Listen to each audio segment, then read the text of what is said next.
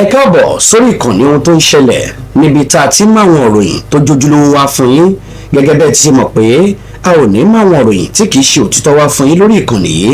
Ẹ bá mi subscribe, ẹ like, ẹ comment, ẹ pín káàdì. And imagining it even is like reliving it. It was not easy. We were in the forest, in the open most of the time, under the sun, under the rain, with the children. But we kept going because there was no way out. We knew it's God that could only help us. So that really helped us. And the fact that we believe that people are praying for us, that also helped us as well. And I cannot say it's not God, because sometimes things we go through, you think that when you break down, that will be the end. But you just survive it. Personally, I was not beaten, but some of the children were beaten. You know, children, some of them are quiet, some of them are loud. And what they hate most is noise, that it attracts attention.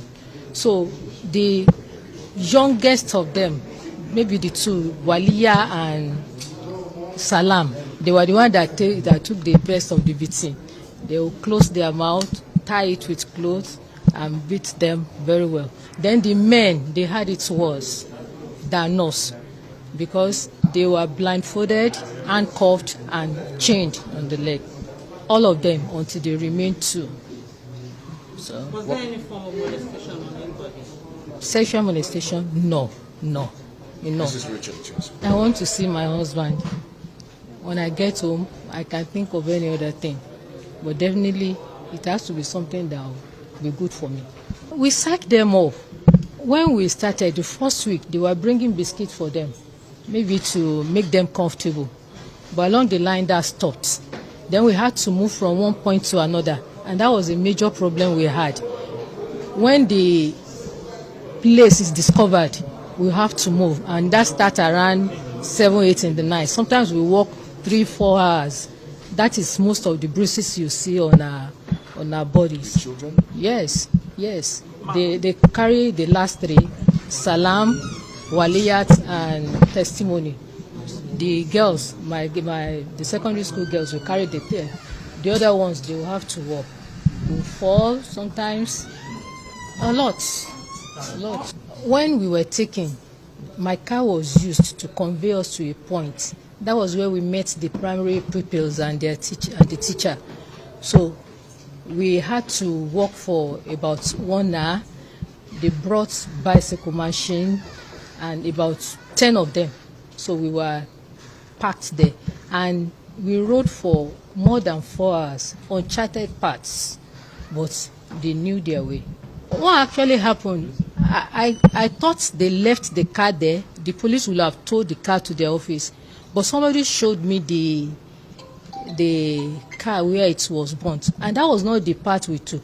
So I think they drove it to that point before it was touched. That was not the way we took into the forest. Going to rural area will take the grace of God. You know, with time, I've worked for 28 years. So I have 4 years. With time, maybe I can get over it. But going that far, the distance between that place and Ogbomoso is far already. So I sacrifice a lot when it comes to transportation. Now, coupled with this, I don't know what will happen. But jíire bí o ẹ kú dédé àkókò yìí mo kí apá kú ìsinmi òní ìsinmi aláyọ̀ ló máa jẹ́ fún wa o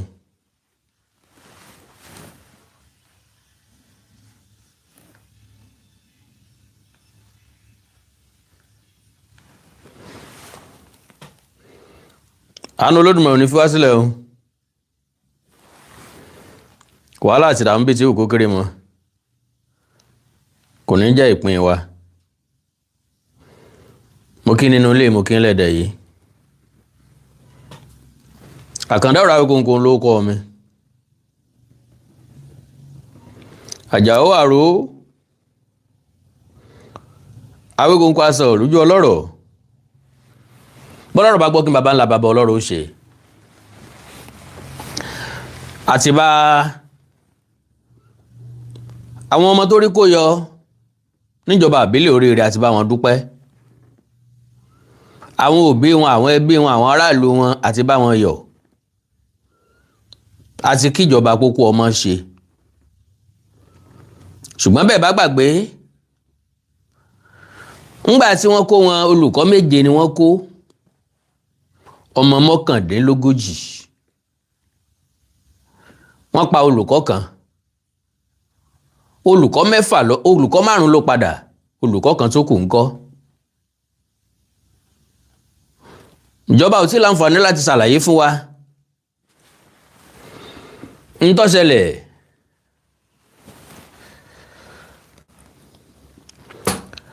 sí ọ̀gbẹ́ni John Ọlálẹ́yẹ ń tó ṣẹlẹ̀ sí ẹnìyàn kò tí láǹfààní àti sọ fún wa bákan náà akọni tó lulẹ̀ lójú ìjà àti láǹfààní láti sọ̀rọ̀ nípa rẹ̀ torí pé bàbá ti yin apó tá a yin ọrùn tá a yin ọsán tá a yin ọfà tá a sì yin òǹtàfà ẹ má jẹ́ àgbàgbé ojú tá a fi sọmọ ẹranko bójú ọ̀hún ọ̀bá fọ́ ó ṣeé ṣe kó pa ìgbà ẹranko nípò dáadáa àwọn kan lọ́fẹ̀mí wọn lélẹ̀ láìkí sọmọ Maria àwọn kan ló fira wọn jì àwọn kan ló la iná kọjá káwọn ọmọ yìí kí wọ́n tó di tí wọ́n wálé padà ọ̀gá ológun kan ó fẹ̀mí ara ẹ̀ rọ́pò láì sọmọ tiẹ̀ ń bẹ̀ ìyàwó rẹ̀ ò sí ń bẹ̀ ẹbí rẹ̀ ò sí ń bẹ̀ bákan náà ó ní ọ̀pọ̀lọpọ̀ security agents ni wọ́n farapa yánnayànna kò sẹ́ni tó sọ nǹkan kan pa àwọn eléyìí ṣé ká wá pé àwọn ẹni ẹlẹ́ni ní ọ̀rá fi díyà ni ìyá kí wọ́n dí kí lẹ́sẹ̀ tí wọ́n òye yé wa pé wọ́n ń gbà tọ́jú lọ́wọ́ ìjọba náà ni ó sì ṣagbátẹrù rẹ̀ ṣùgbọ́n kí ló ṣẹlẹ̀ sí John Ọlálẹ́yẹ ó yẹ ká ti rí àbọ̀ lórí ẹ̀ so àwọn nǹkan tó gbé mi wá lónìí nìí ọ̀gágun tó lulẹ̀ lójú ìjà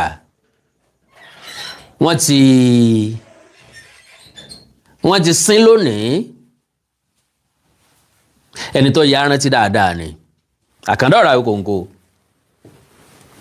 ọ̀rọ̀ ń bọ̀rọ̀ bọ̀ eégún alárí bákan náà ni ó ní iṣẹ́ pàtàkì láti jẹ́ yàtọ̀ sí àwọn méjèèjì nìkan ṣùgbọ́n bẹ́ẹ̀ bá ṣe ń wọlé ẹ bá ń pín prógráàmù yìí ẹjọ́ délé kó dóko kọ́ dẹ́sẹ̀ kúkú kọ́ dọ́nà jíjìn láàrin ìṣẹ́jú kan péré. God bless you.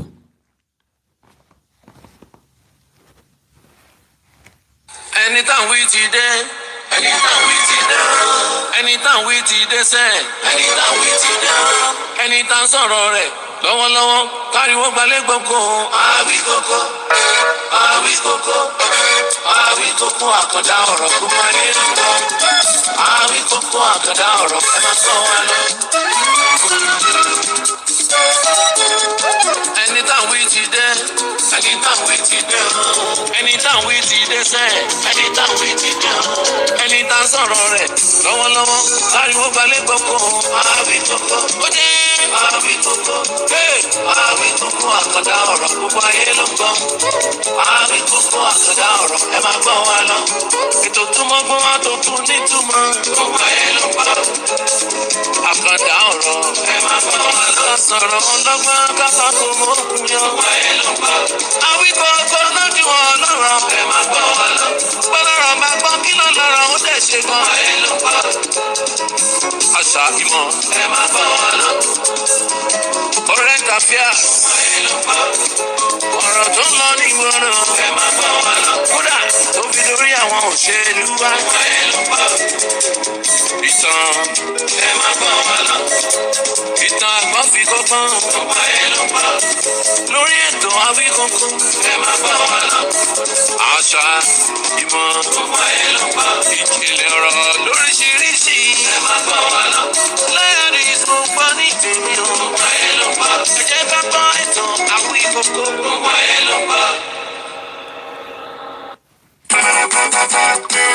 1205 embroidery service. MDT, freight and logistics. Iṣẹ́ wọn dára o, lówó pọ́kú ni. Wọ́n jáfáfá o, wọ́n ṣe é gbọ́kànlé. MDT, wọ́n kárí ayé. MDT clearing freight and logistics alékìtìntì gbogbo èèyàn ló ròyìn iṣẹ́ wa cargo services wa lẹ́sẹ̀kẹsẹ̀ lówó péréte lẹ́wọ̀ gbé gàrí epo pupa èlùbọ́ ẹ̀gúsí ẹja gbígbẹ irú àpọ̀n aṣọ ìlẹ̀kẹ̀ àwọn ìwé pàtàkì àti bẹ́ẹ̀ bẹ́ẹ̀ lọ ránṣẹ́ sáwọn èèyàn yín láti Nàìjíríà sí Europe UK US Canada ibikíbi lágbàáyé kò tán síbẹ̀ ẹ̀yin tẹ́ wà ní Canada ẹ máa bọ̀ lọ́fíìsì wa ní Canada fún ohun tẹ́ ẹ fẹ́ gbé wá sí Nàìjíríà ìbáṣe mọ́tò electronics ohun èlò lóríṣiríṣi lọ bẹ́ẹ̀ ẹ̀yin tẹ́ ẹ ní kọ̀ǹtínà ọwọ́ kan láò clear kọ̀ǹtínà yín fún yín nílùú Èkó bó ṣe jẹ́ pé a tún lè bá yín gbẹ́rù yín dẹnu ọ̀nà yín níbikíbi lórílẹ̀‐èdè Nàìjíríà bẹ́ẹ̀ náà ló ṣe jẹ́ pé fún ẹ̀yin tẹ́ wà ní GTA area àtàwọn ìlú mìíràn ní Ontario Canada a tún lè wá gbé lọ́dọ̀ yín pẹ̀lú àsọyépọ̀ olú-iléeṣẹ́ MDT ní Nàìjíríà wà ní number 5 The Best Crescent off Olutosin Ajayi Street Ajao Estate Oshodi Solo Lagos ẹ bá wa sọ̀rọ̀ 0912-907-4004 ẹ̀ka iléeṣẹ́ MDT 2nd Avenue 22 Road G Close B Mark Plaza Festac Tan Lagos ẹ pè 0810-836-8507 iléeṣẹ́ MDT ní Canada kalẹ̀ sí 68B Commercial Road Bolton Abionfon Intersection Ontario L7E 1K6 please call +1437-655-4402 MDT Clearing Freight in Logistics Assure Delivery. All right. Mo kí gbogbo ọmọ kóòtù òjíire bí o pẹ̀kú dédé àkókò yìí lẹ́ẹ̀kan sí i a kú ìsinmi òní ìsinmi aláyọ̀ ni yóò jẹ́ fún gbogbo wa láṣẹ Èdùmàrè.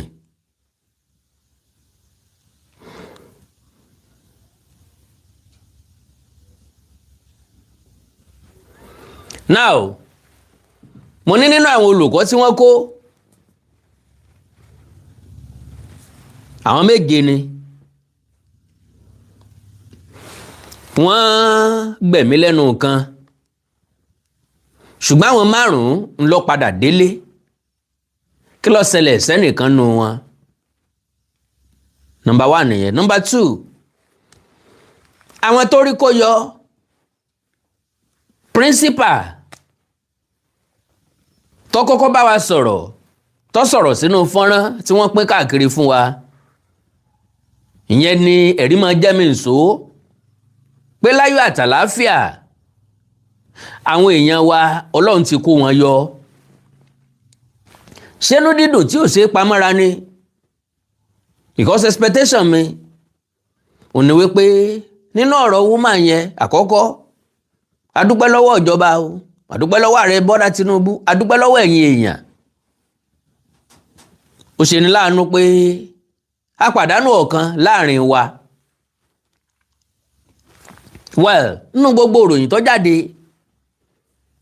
béèyàn ọ̀bá ní sẹ́lọ̀n lókù kò sí ìròyìn tí ò dùn mọ́ wa nú nínú gbogbo ẹ̀ àbí nínú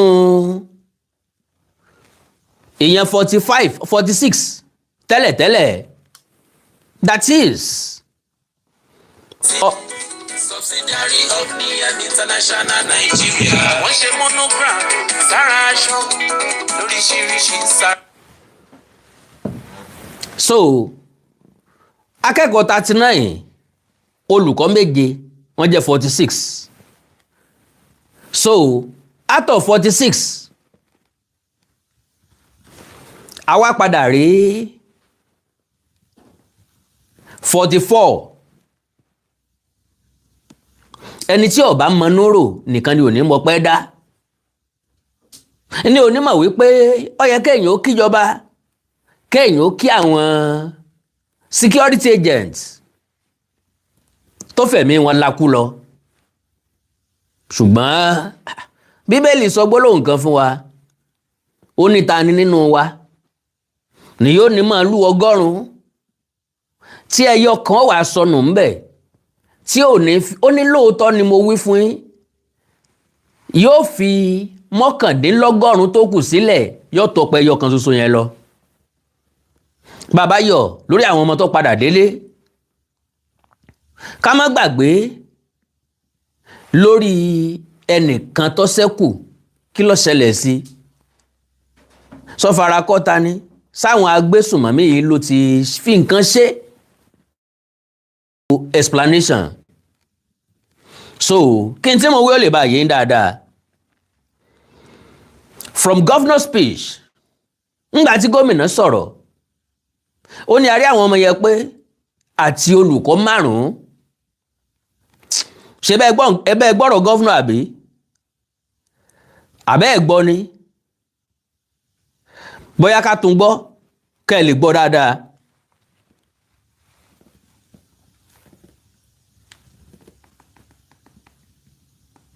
The 39 of them, also 5 of the 7 teachers.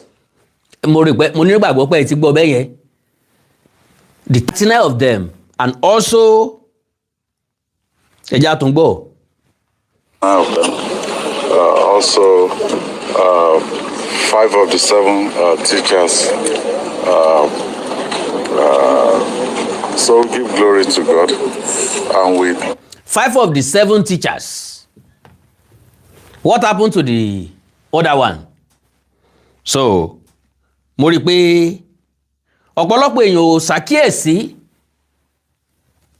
ìdùnnú tó ṣubú láyọ̀ kò jẹ́ ká lè béèrè John Ọlálẹ́yẹ. From the governor's speech and the official statement, it appears that one male teacher is yet to be accounted for. This is not to create panic or spread fear, but simply to seek clarity and satisfy the genuine concern of the public. John Ọlálẹ́yẹ yìí ọmọdé ni o, yóò ní ìyá yóò ní bàbá, yóò lẹ́bi tiẹ̀. Bí gbogbo àwọn tó kù ṣe ń yọ̀, ńlọ yẹ káwọn ẹbí tiẹ̀ náà kàn máa fò fáyọ̀ kàn máa fò fún dùnnú. That means ayọ̀ yẹn ò kárí. Ìbànújẹ́ sì wà nínú ilé kan. Kì í ṣe nínú ilé kan o. Bàbá tí wọ́n pa, ẹbí ti mọ̀ pé wọ́n ti pa. Ọmọ, ìyàwó, ẹbí wọ́n ti gba kámú lórí tiẹ̀. Ṣùgbọ́n àgbọ́ròyìn kankan nípa John Ọlálẹ́yẹ. Kí ni yóò ṣẹlẹ̀ sí? Ọ̀tà kókó di kókó fún wa. Àwọn tí ń bẹ́ẹ̀ ló lè ṣàlàyé. Principal yìí lè tàn mọ́lẹ̀. Àwọn olùkọ́ tó ṣẹ́kù ń bẹ̀, àwọn náà lè tàn mọ́lẹ̀ sí ìtọ́ṣẹlẹ̀ sí John Ọlálẹ́yẹ. We pray that he is safe and that positive news comes soon. Are you sure? Kí ló mú kó ń bi táwọn tó kú wà? Ṣé positive news ńlá máa gbọ́ lórí ẹ̀? Ńbo lọ ń sá pamọ́ sí? Ńbo lọ wà kí ló ṣẹlẹ̀ sí? Ó wà very very important. Okay? We pray that he's safe and that positive news comes soon. Once again, congratulations to all of us and heartfelt appreciation to the security agencies, the government, traditional institutions, and everyone who played a role in the successful rescue of our people. May Ogbomoso never witness such a painful experience again. Lórí ọ̀rọ̀ John Ọlálẹ́yẹ nu, ìdùnnú ṣubú láyọ̀ l'Ógbómọ̀ṣọ́. Ká tó play àwọn fídíò ayọ̀ àti ìdùnnú wọn níjọba àbílẹ̀ Oríire. Ká tó gbọ́rọ̀ lẹ́nu àwọn ará Oríire. Ẹ já sọ̀rọ̀ nípa sọ́jà tó líìdì wọn lọ ní kògbókògbó ayé ẹ̀ Sọ́jà yìí ọmọ 28 years. Very, very sad news indeed. Lieutenant nínú iṣẹ́ ológun. So now Army Lieutenant Felix Ademe Isaac wọ́n ti sin lónìí.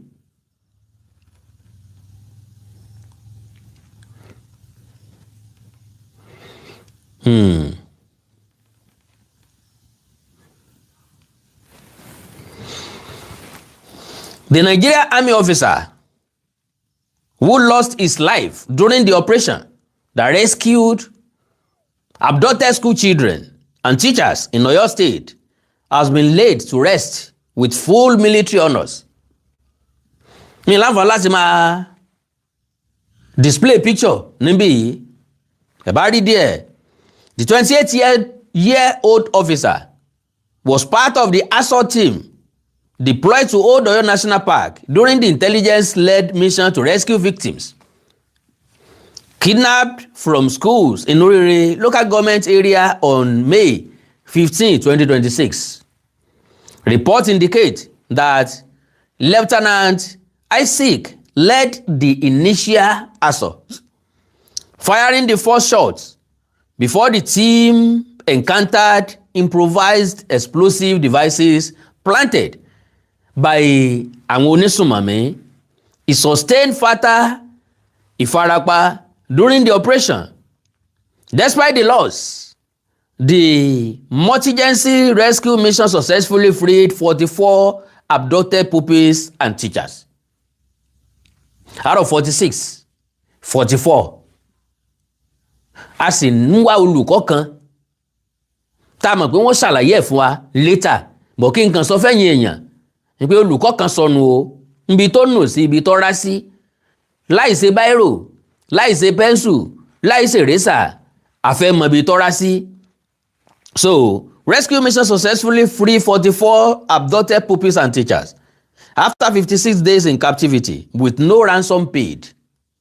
Governor Seyi Makinde and the Nigerian Army have paid glowing tributes to the fallen officer, describing him as a courageous soldier who made the ultimate sacrifice in the service of his country.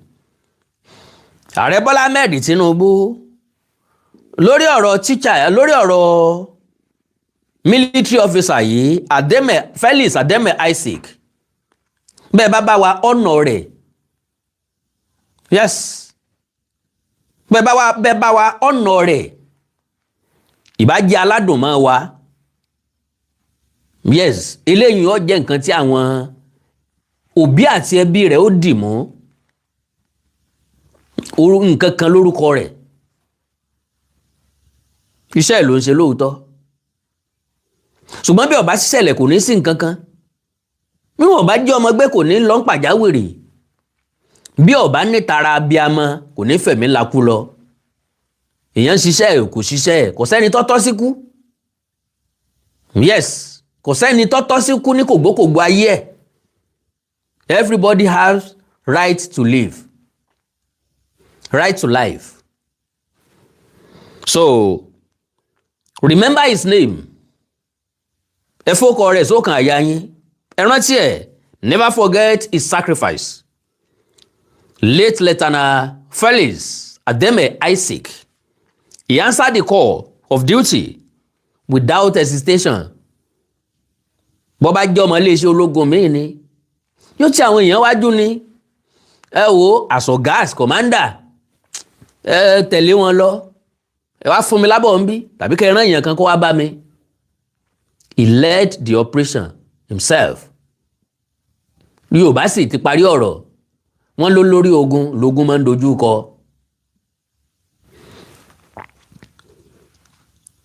He answered the call of duty without hesitation in the brave effort to rescue àwọn akẹ́kọ̀ọ́ kidnapped victims in Orire.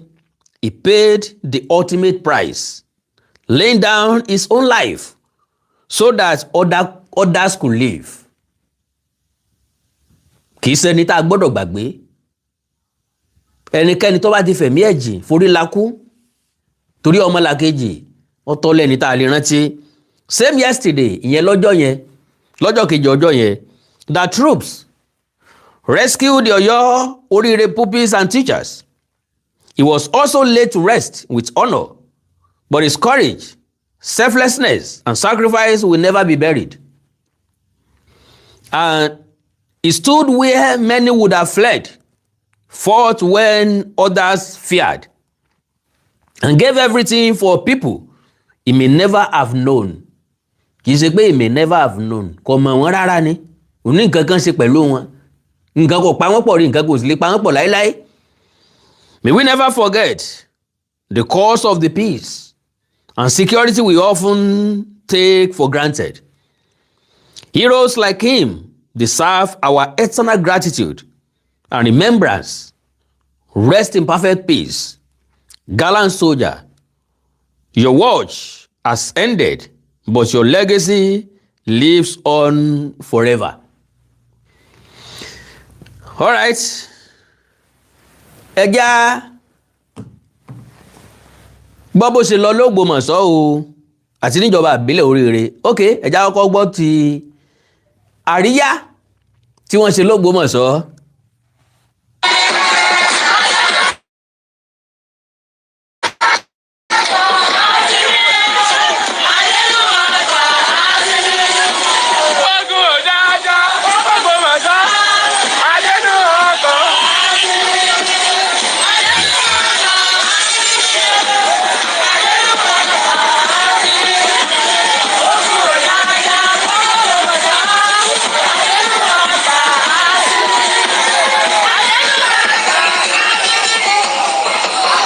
Now, ijó àtayọ̀ ó gbàgbóró Ògbómọ̀ṣọ́ kan, wọ́n gba gbogbo títì ni o.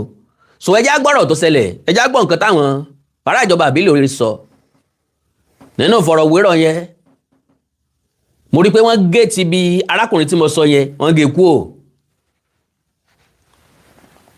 Aláàánú ni ẹ ṣé o, Olúwa ẹ ṣé o, Ọlọ́run ẹ ṣé o, ẹ ṣé o, àwọn ìjọba, Ọlọ́run ògùn sí fún sẹ́yìn, Ọlọ́run ò ní padà lẹ́yìn yín o. Inú dídùn ò ṣe pamọ́ra, inú màmá yẹn dùn jù. Iṣẹ́ yín ó lérè o, ẹ ní pàdánù àwọn ọmọ, ẹ ṣé o, ẹ ṣé o, mo rí tẹsímọ́nì mi láyọ̀, ó sì lọ láyọ̀, ó bá mi láyọ̀, Olúwa ṣe é, ẹ ṣé o. Wà lára àwọn ọmọ tí wọ́n rescue báyìí. Ọ̀kan lára àwọn ọmọ wa náà ní ọmọ wa náà gbogbo wọn ṣùgbọ́n.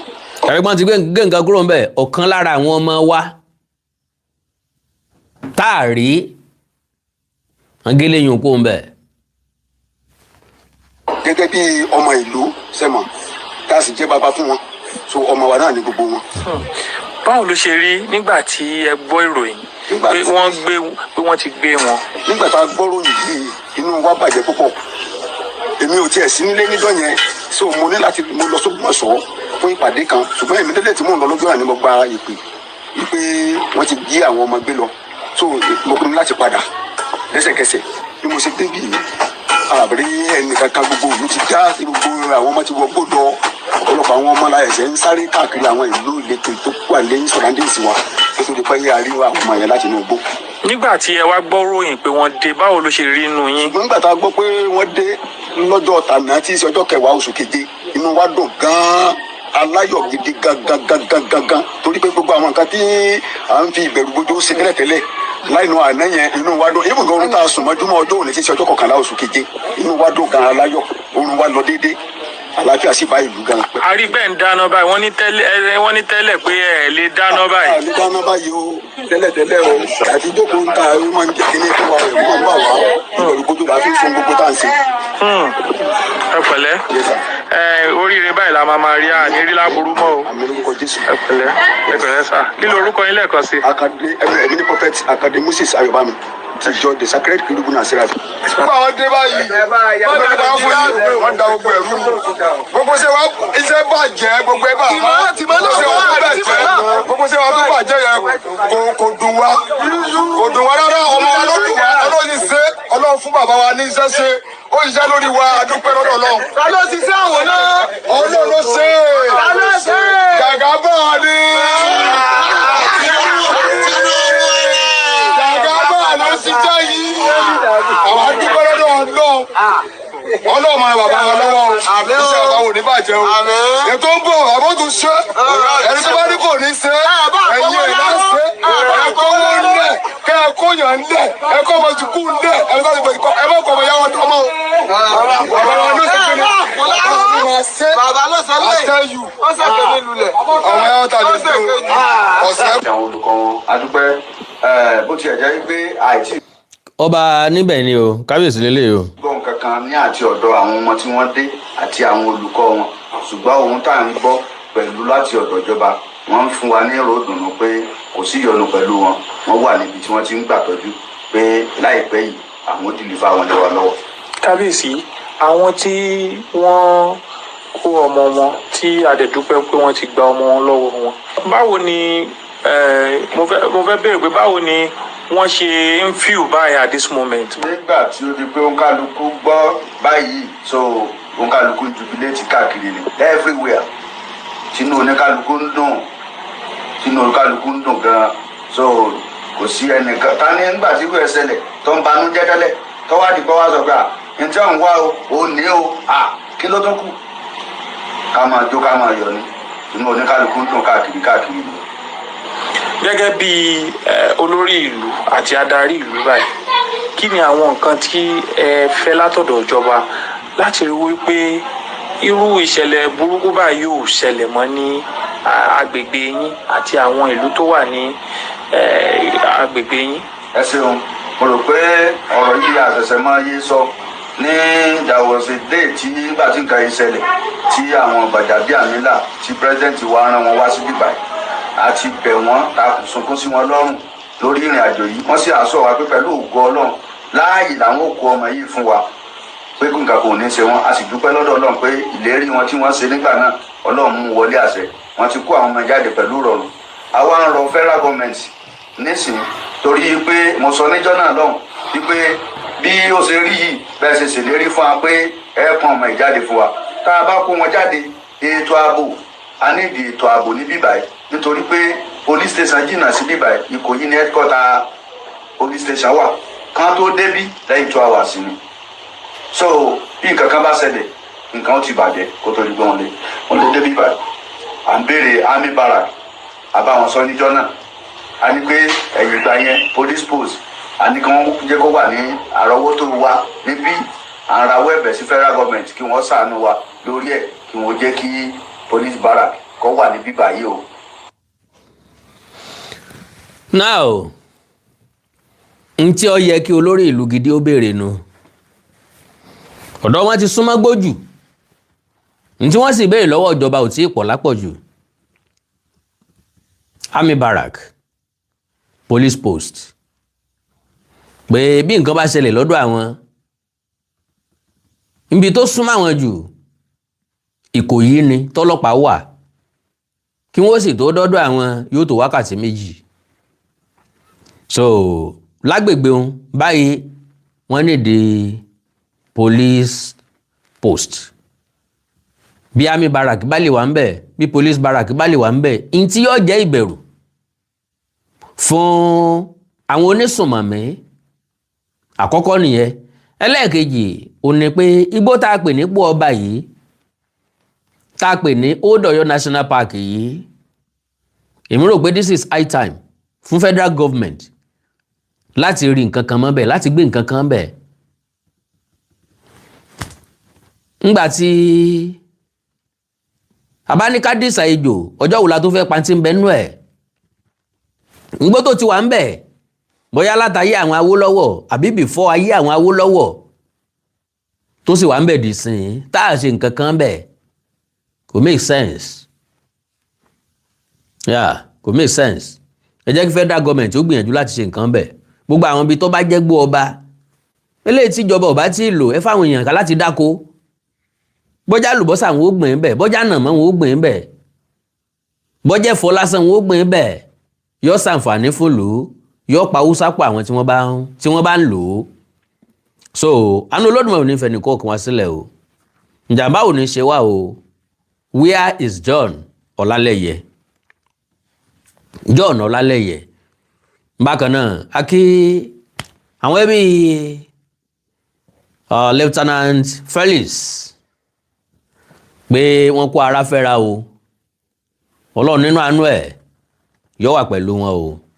Lieutenant Felix Ademe Isaac, God bless you all. Àkàndá ọ̀rọ̀ Awikonko kò jù bá ń lọ. Wọ́n tó ní ẹ̀járe sùn ká mọ̀ múra sí ọ̀la ńlá ṣe Èdùmàrè ká jí sáyọ̀ àníjí sí ìbànújẹ́. Iṣẹ́ yín ò lérè lágbára Ọlọ́run. Jíjí tá a bá jí lọ́la pọ́npọ́n láàrọ̀ ọwọ́ mọ̀ ta. I love you all. Ẹ like ẹ follow page mi lórí Facebook Awikonko Television. Ẹ subscribe sí YouTube channel mi Awikonko TV àti Onídèmọdè TV fún Onídèmọdè game show. Ìwá ní nǹkan pàtàkì tẹ́fẹ́ kájọ sọ ẹ já sọ lórí WhatsApp +234 904 851 9362 +234 904 851 9362. Èdè àti àṣà ilẹ̀ káàrọ̀ òjìrè bí òní wọ̀ mi, orílẹ̀-èdè ilẹ̀ káàrọ̀ òjìrè òní dàrú, ìlú ẹnì kọ̀ọ̀kan wa yóò tòrò mìnìmìnì àjò àṣẹ ó dàárọ̀, oorun ayọ̀ lásùn. I love you all.